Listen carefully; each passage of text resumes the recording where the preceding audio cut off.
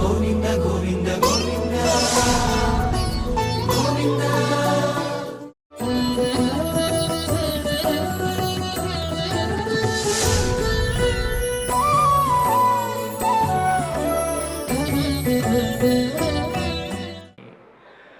ఆపదామపహర్తారం దాతారం సర్వసంపదాం లోకాభిరామం శ్రీరామం భూయో భూయో నమామ్యహం. హరి ఓం. పరమేశ్వర స్వరూపైన సభకు నమస్కారం. ఈరోజు భగవన్నామ వైభవము అన్న విషయం మీద మాట్లాడవలసిందిగా పెద్దలు ఆదేశించి ఉన్నారు. మనం భగవంతుణ్ణి అనేక నామాలతో పిలుస్తూ ఉంటాం.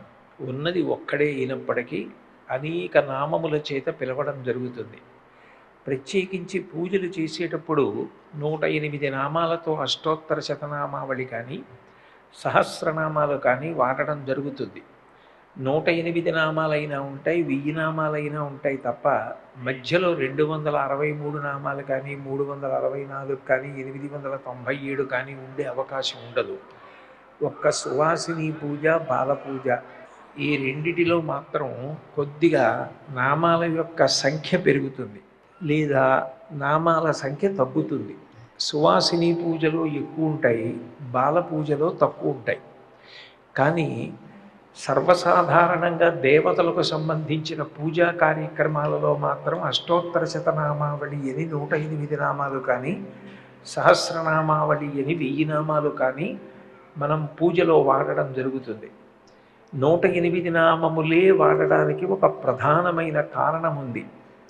ఈ సృష్టిలో ఎన్నో ప్రాణులు పుడుతూ ఉంటాయి. ఈ పుట్టిన ప్రాణులన్నిటికీ ప్రధానంగా నక్షత్రం ప్రధానమై ఉంటుంది. పుట్టినప్పుడు జాతక రచన చేసినప్పుడు అంటే మనుష్య ప్రాణికి నక్షత్రాన్ని ప్రధానం చేసుకొని జాతక రచన చేస్తారు. మనకి 27 నక్షత్రాలు, ఒక్కొక్క నక్షత్రానికి 4 పాదాలు. 27 × 4 108 నక్షత్ర పాదాలు. ఏ ప్రాణి పుట్టనివ్వండి ఈ 108 పాదములలోనే పుట్టాలి. అంటే సనాతన ధర్మం యొక్క గొప్పతనం ఎక్కడుంటుందంటే అవతల వారు సనాతన ధర్మాన్ని పాటించిన వారా పాటించని వారు కాదా అన్నదానితో సంబంధం ఉండదు. వారు ధర్మమును అనుష్ఠించగలిగిన ప్రాణ కాదా అన్నదానితో సంబంధం ఉండదు. శం ద్విపదే శం చతుష్పదే, 2 కాళ్ళున్న ప్రాణులు 4 కాళ్ళున్న ప్రాణులు సమస్త ప్రాణులు సుఖంగా ఉండాలని కోరుకోవడం సనాతన ధర్మం యొక్క గొప్పతనం. 108 నక్షత్ర పాదములలో జన్మించిన సమస్త ప్రాణులు సంతోషంగా ఉండాలి. అన్నిటికీ ఆకలేసినప్పుడు అన్నం దొరకాలి, దాహం వేసినప్పుడు నీరు దొరకాలి. ప్రాణులన్నీ ఉద్విగ్నత ఉద్వేగము పొందకుండా ప్రశాంతంగా ఉండాలని ప్రార్థన చేయడానికి 108 నామములతో భగవంతుణ్ణి అర్చన చేస్తారు. ఒకవేళ 108 నామములతో అర్చన చేసినప్పుడు భగవంతుని యొక్క గుణావిష్కారం చెయ్యడంలో సంతోషం పూర్తి కాకపోతే, ఇంకా భగవంతుడి గురించి ఏవో గుణాలు చెప్పాలని అనిపిస్తే అప్పుడు సహస్రనామములతో పూజ చేస్తారు. సహస్రం అంటే నిజానికి 1000 అని కాదు, అనంతం అని. అనంతమైన నామములతో పూజ చేశాను అని. అయితే భగవంతుని యొక్క నామములకు సంబంధించి ఒక విశేషాన్ని గమనించవలసి ఉంటుంది. భగవంతుడికి నామము ఉండే అవసరము కలిగితే ఆయనకి పుట్టుక ఉండాలి. మనం పుట్టినప్పుడు బాలసారి చేసి పెద్దలు మనకి నామకరణం చేస్తారు. భగవంతుడు కూడా పుట్టినవాడైతే ఆయనకి నామకరణం చేయవలసి ఉంటుంది. నిజానికి భగవంతుడికి పుట్టడం అన్న మాట ఉండదు. మరి కృష్ణాష్టమి, శ్రీరామనవమి, మహాశివరాత్రి ఇటువంటి తిథులు ఉన్నాయి కదండి. అప్పుడు భగవంతుని యొక్క అవతారము ఆవిర్భవించినది అని ఆ తిథి నాడు ఉత్సవం చేస్తున్నాం కదా, ఆ ఉత్సవాన్ని జరుపుకుని ఆ తిథిని పాటిస్తున్నాం కదా. అంటే అది భగవంతుడు ఒక్కొక్క కారణం కోసం అవతార స్వీకారమును చేసినటువంటి రోజే తప్ప మనలా కర్మని అనుభవించడానికి పుట్టినవాడు కాడు. అజాయమానో బహుధా విజాయతే అంటుంది వేదం. పుట్టవలసిన అవసరం లేనివాడు ఎన్నో మాటలు పుట్టినట్టుగా ఒక రూపాన్ని తీసుకుంటున్నాడు. కాబట్టి ఆయనకి బాలసార చేసి పెట్టినటువంటి పేర్లు కావవి. భగవంతునికి ఉన్నటువంటి నామములన్నీ గౌణములు. గౌణములు అంటే నిర్గుణుడైన పరమాత్మ ఒక్కొక్కసారి ఒక్కొక్క గుణాన్ని ఆవిష్కరిస్తాడు. ఆయన గుణమును ఆవిష్కరించినప్పుడు గుణప్రధానంగా నామం వస్తుంది. ఒక నామం పలికాము అంటే ఆ నామానికి ఏదో అర్థం ఉంటుంది. అర్థం లేకుండా భగవంతుని యొక్క గుణావిష్కారము లేకుండా, భగవంతుని యొక్క లీలా వైభవం లేకుండా భగవంతుని యొక్క నామము వచ్చే అవకాశం ఉండదు. ఎందుకనంటే అది బాలసారి చేసి తల్లిదండ్రులు పెట్టిన పేరు కాదు.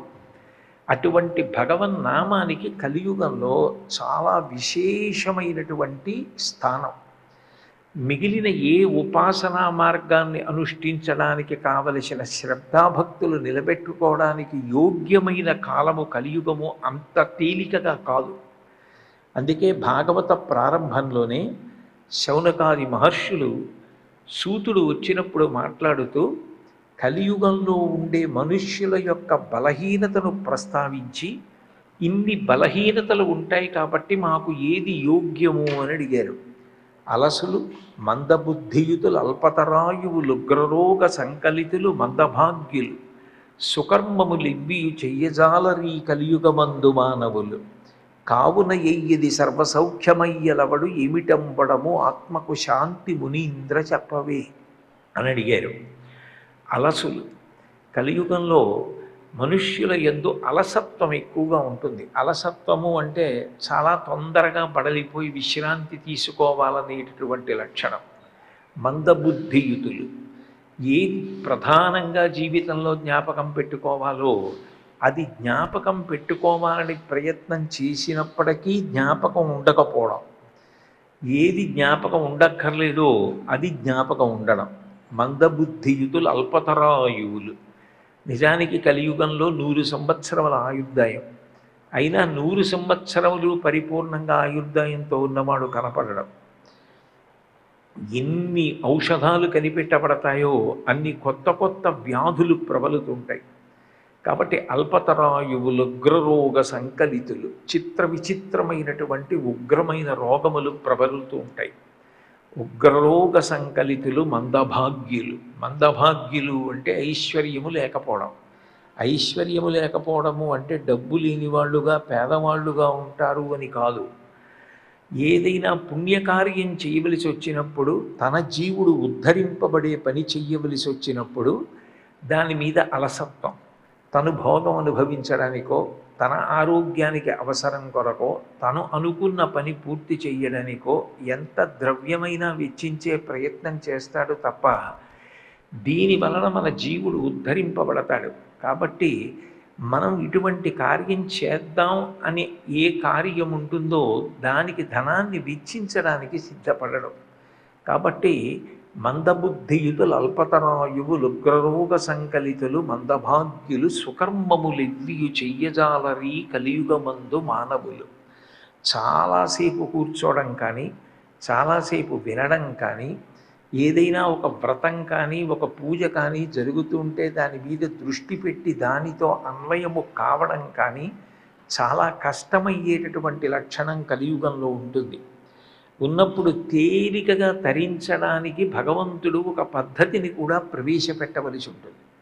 కేవలం కలియుగంలో ఉండే ప్రతిబంధకం, కలియుగంలో ఉండే కష్టం ఒక్కటి చెప్పి ఈ కష్టాన్ని మీరు ఎట్లా అధిగమిస్తారో మీకే వదిలిపెడుతున్నాను తప్ప, ఈ కష్టాన్ని దాటి మీరు చెయ్యవలసినది చేస్తే తప్ప మీకు నేను ఫలితాన్ని ఇవ్వను అని భగవంతుడు అనడం. కలియుగంలో కలిపురుషుని యొక్క విజృంభణం ఎక్కువగా ఉంటుంది కాబట్టి భోగం మీద ఉన్నంత అనురక్తి, భోగం మీద ఉన్నంత ఆసక్తి నిజానికి పుణ్యకర్మలు చేయడం మీద, త్యాగబుద్ధితో ప్రవర్తించడం మీద ఉండదు. కాబట్టి ఈశ్వరుడు కూడా కలి యొక్క ఉద్ధతిని దృష్టిలో పెట్టుకుని తేలిక మార్గాన్ని ప్రవేశపెట్టాడు. నామస్మరణ ధన్యోపాయం నహి పశ్యామో భవతరణే. కలియుగంలో భగవంతుని యొక్క నామోచ్చారణ కన్నా అత్యంత తేలికైనటువంటి మార్గం తరించడానికి వేరొకటి లేదు. మీరు ఒక పూజ చేశారనుకోండి, దానికి కొన్ని నియమాలు ఉంటాయి. ఇట్లా బట్ట కట్టుకోవాలని, ఇట్లా పూజ చెయ్యాలని, ఇట్లా పదార్థాలు ఉండాలని, మీరు ఇన్ని ఉపచారాలు చెయ్యాలని, దానికి కొంత నియమం ఉంటుంది. కానీ భగవంతుని యొక్క నామోచ్చరణ చేయడానికి అటువంటి నిబంధనలు ఉండవు. ఒక హోమం చేస్తున్నారనుకోండి, స్వాహ అన్నప్పుడల్లా హవిస్సు కానీ ఆ పదార్థం వెయ్యడం కానీ తెలిసిన్నవాడై ఉండాలి. హోమ ప్రక్రియ యందు కొంత జ్ఞానం ఉన్నవాడైతే తప్ప హోమంలో కూర్చుని హవిష్యాదులు ఇవ్వడం సాధ్యం కాదు. జపం చేయడం అన్నారనుకోండి, మనసు నిలబెట్టాలి. మనసు నిలబెట్టడం అంత తేలికైన విషయం కాదు. లోకములన్నీయున్ గెలిచినాడవు ఇంద్రియానీకము చిత్తమున్ గెలువనేరవు నిన్ను నిబద్ధు చెయ్యు భీషణ శత్రుల ఆర్భుర ప్రభిన్నుల చేసిన ప్రాణికోటిలో నీకు విరోధి లేడొకడు నేర్పున చూడుము దానవీశ్వర అంటాడు ప్రహ్లాదోపాఖ్యానంలో. నిజానికి లోకాలన్నీ గెలిచాననుకున్నాడు, కానీ హిరణ్యకశిపుడు తన మనసుని తాను గెలవలేకపోయాడు. మనసుని గెలవడం అంత తేలిక విషయం కాదు. యథార్థమునకు చాలా చాలా కష్టమైన విషయం ఏది అంటే తన మనసుని తాను నిగ్రహించడం, తన మనసుని తాను గెలవడం. తాను చెప్పినట్టు మనసు వినడం అంత తేలిక కాదు.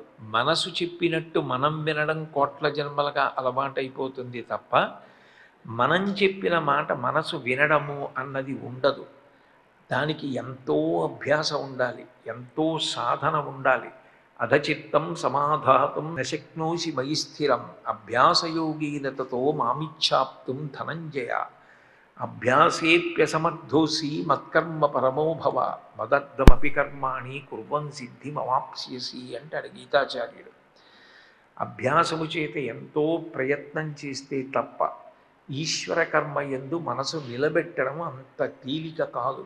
చించలం హి మనకృష్ణ ప్రమాధీ బలవదృఢం తస్యాహం నిగ్రహం మన్యే వాయురివ సుదుష్కరం అంటాడు అర్జునుడు భగవద్గీతలో. గాలిని పట్టుకుని నిలబెట్టడం ఎంత కష్టమో మనసుని నిలబెట్టడం అంత కష్టం.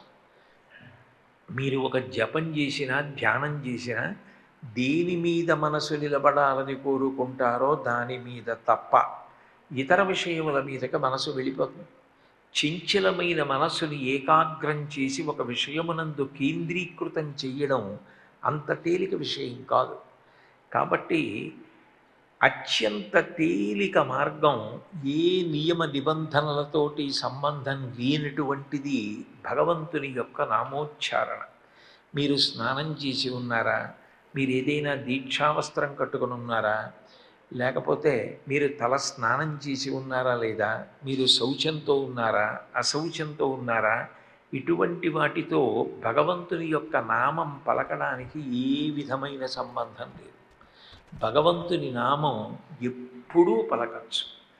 భగవంతుని నామం పలకడం కేవలం పుణ్య సముపార్జన కొరకు మాత్రమే కాదు.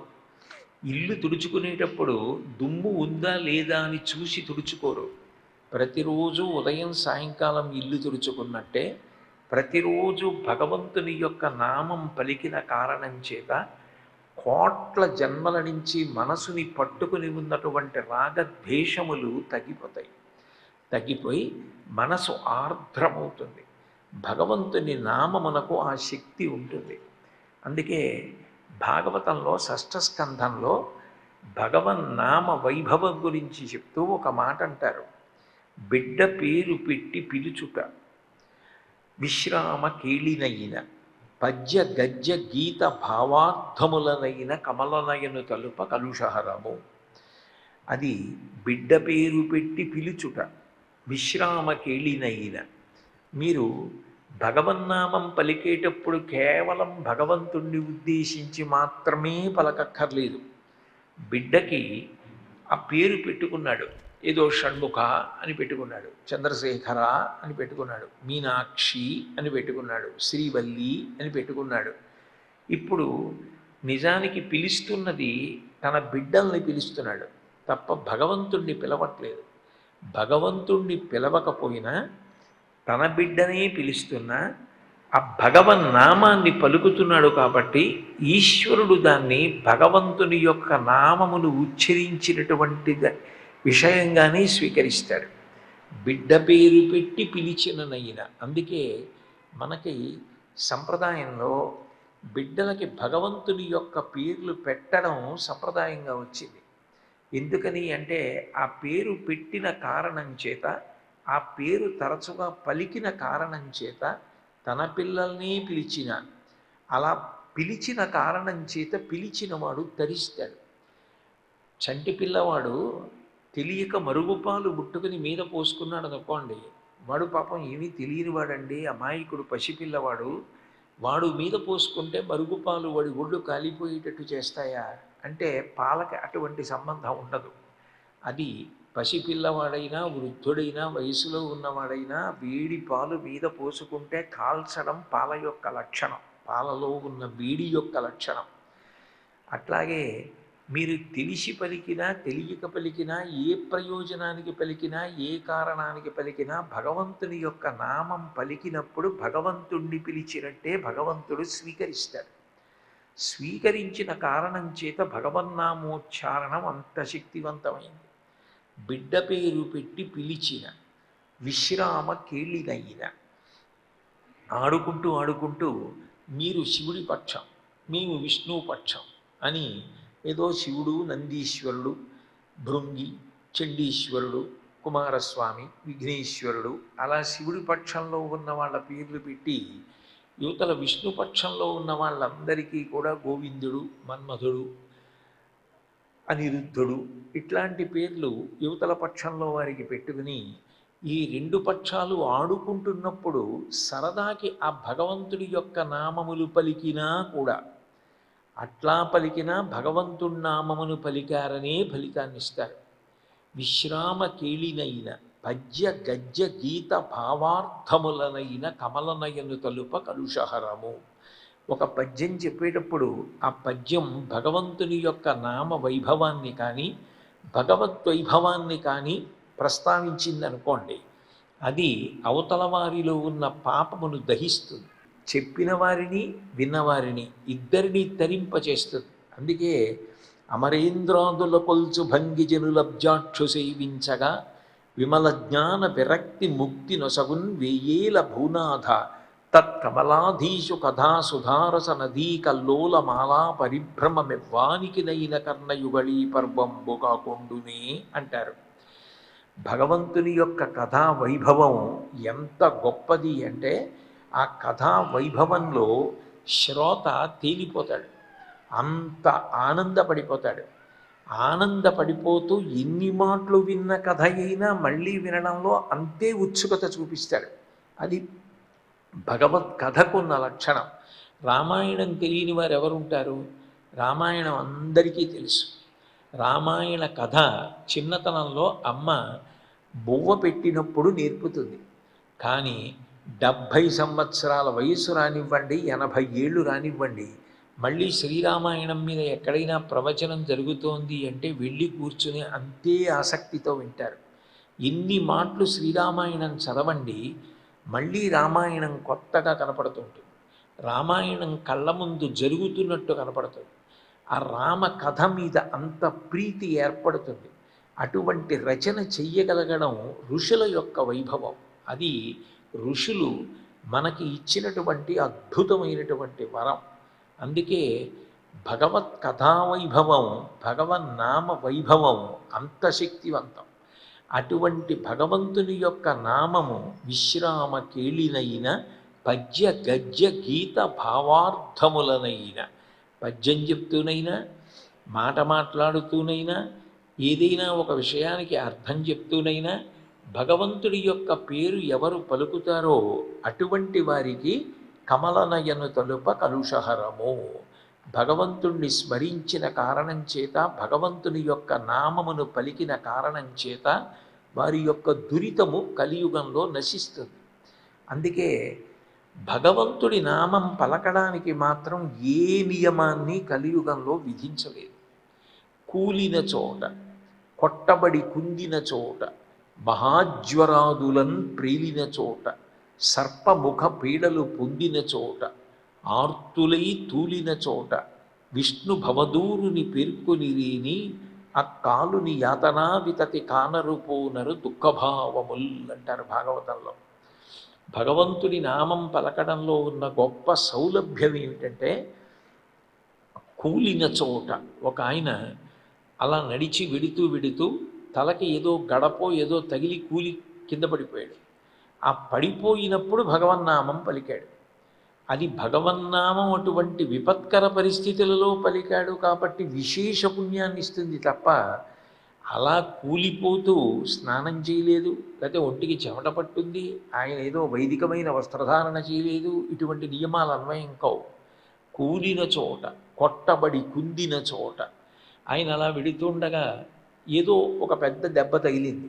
ఎవరో కొట్టారన్న కఠినమైన మాట ఎందుకు, ఏదో తగిలిందనండి. ఏ చెట్టు కొమ్మో తగిలింది, తగిలి పడిపోయాడు. కొట్టబడి కుందిన చోట అప్పుడు భగవన్నామం పలికిన ఈశ్వరుడు మరింత సంతోషిస్తాడు. ఇటువంటి విపత్కర పరిస్థితుల్లో నన్ను పిలుస్తున్నాడు. కొట్టబడి కుందిన చోట, మహాజ్వరాదులను ప్రేలిన చోట, ఒంటి మీద తెలివి లేక ఏ 104 జ్వరంతో ఉన్నాడు. ఆ జ్వరంతో ఉన్నవాడు స్నానం ఎట్లా చేస్తాడు? అప్పటికి వారం రోజుల నుంచి స్నానం చేయలేదు, మంచంలోనే ఉన్నాడు, మంచంలోనే తింటున్నాడు. ఆ బట్టలు కూడా మార్చుకునేంత ఓపిక లేదు. అయినా కూడా ఆ జ్వరంలో స్పృహ లేని స్థితిలో భగవత్ కథ తాను విన్నది ఏదో జ్ఞాపకానికి వచ్చి ప్రీతితో భగవన్నామాన్ని ఉచ్చరించాడు. అప్పుడు కూడా ఈశ్వరుడు నువ్వు స్నానం చేయలేదు, నువ్వు మంచంలో పడుకునున్నావు, నువ్వు నియమపాలన చెయ్యలేవు, ఇప్పుడు భగవన్నామం పలకడం అపచారం అని అనడం. అప్పుడు కూడా భగవన్నామమును పలకవచ్చు. యథార్థానికి మిగిలిన సమయాల్లో భగవంతుని యొక్క నామం పలకడం కొంతవరకు తేలిక. ఒంట్లో ఓపిక ఉండగా శ్రద్ధాభక్తులు కలిగి ఉన్నప్పుడు భగవంతుని నామం చెప్పడం తేలికగా ఉంటుంది. అందుకే కొంతమంది అభ్యాసపూర్వకంగా శ్రీరామనామం లాంటివి రాస్తూ ఉంటారు. రోజు ఒక 108 మాటలు శ్రీరామనామం రాస్తారు. ఎందుకు రాస్తారు అంటే, ఒకటి కాయిక కైంకర్యం, చెయ్యి కదులుతూ ఉంటుంది. వాచిక కైంకర్యం, నోటితో శ్రీరామ అంటాడు. వాచిక కైంకర్యం అవుతుంది, కాయిక కైంకర్యం అవుతుంది. మనసు రామాయణం మీదో రామచంద్రమూర్తి మీదో నిలబడుతుంది. ప్రతి ఇంట్లో శ్రీరామనామం రాసుకునేవారు. మా చిన్నతనంలో మా తాతగారు, మా అమ్మమ్మ గారు వీళ్ళు శ్రీరామనామం రాసుకుంటుంటే తెలియక మేము వెళ్ళి ఎందుకు రోజు ఇట్లా రాస్తామని అడిగేవాళ్ళం. అడిగితే వాళ్ళు మాతో ఒక చమత్కారమైన జవాబు చెప్తుండేవారు. మేము సంపాదించిన ఇల్లు కానీ, మేము సంపాదించిన డబ్బు కానీ, మా ఒంటి మీద ఉన్న బంగారం కానీ మీకు, ఈ రాసుకుంటున్న శ్రీరామనామం జీవధనం, మా జీవుడి కోసం. మమ్మల్ని ఉద్ధరించేది ఏదైనా ఉంటే, మేము వెళ్ళిపోయిన తర్వాత కూడా మా వెంట వచ్చేది ఏదైనా ఉంటే, ఇక్కడే ఉన్నట్టు కనపడినా ఈ శ్రీరామనామం అది మా వెంట వచ్చి మమ్మల్ని ఉత్తీర్ణుల్ని చేస్తుంది, ఉద్ధరిస్తుంది అనేవారు. భగవన్నామం వ్రాయడం అంత భరోసా ఇస్తుంది. నేను వ్రాసుకున్న శ్రీరామనామాల కట్టలు అన్నీ ఉన్నాయనుకోండి, నాకు ఒక పెద్ద భరోసా. నా జీవితం వృథా కాలేదు, నేను చాలా నామం చెప్పాను, నేను చాలా నామం వ్రాశాను అని సంతోషం కలుగుతుంది. అంటే భగవన్నామం పలకడానికి, భగవన్నామం వ్రాయడానికి ఏ విధమైన నిబంధనలు లేవు. ఉన్మత్త స్థితి కలిగినప్పుడు కూడా నేను భగవన్నామం పలకగలనా అన్నది కొంతమంది పెద్దలు తమని తాము పరిశీలించుకున్నారు. అప్పయ్య దీక్షితులు వారని మహానుభావుడైన ఆయన ఒకప్పుడు తన శిష్యులందరినీ పిలిచి, 1 గంట సేపు నాకు ఉన్మత్తావస్థ అంటే పిచ్చి కలిగేటటువంటి ఒక ఔషధాన్ని సేవిస్తున్నాను, దీని కారణం చేత నాకు 1 గంట సేపు పిచ్చెక్కుతుంది, ఈ గంట సేపు తలుపులు వేసేసి నన్ను ఒక గదిలో పెట్టండి, ఆ గంట సేపు నేను ఏం మాట్లాడుతున్నానో మీరు నిర్మోహమాటంగా వ్రాయండి, వ్రాసి నేను ఏది ఆ స్థితిలో మాట్లాడానో నాకు పిచ్చి తగ్గిపోయిన తర్వాత నాకు చూపించండి అన్నారు. ఆయనకి 1 గంట సేపు పిచ్చెక్కింది. పిచ్చెక్కినప్పుడు ఆయన ఏమేం మాట్లాడారో శిష్యులు వ్రాశారు. ఉన్మత్త శతకము అని ఆయన పిచ్చిలో ఉండగా భగవంతుడి మీద అంత గొప్ప శతకం చెప్పారు.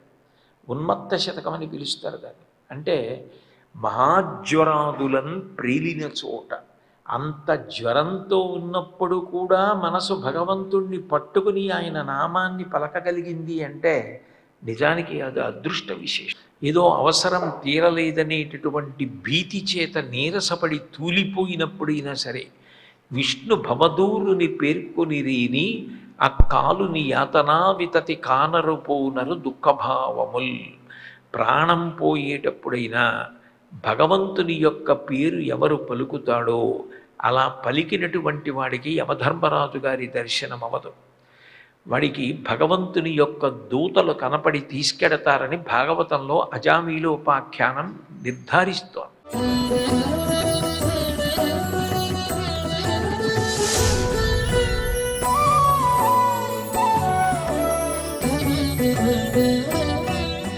గోవింద హరి గోవింద గోవింద హరి గోవింద. ఓం నమో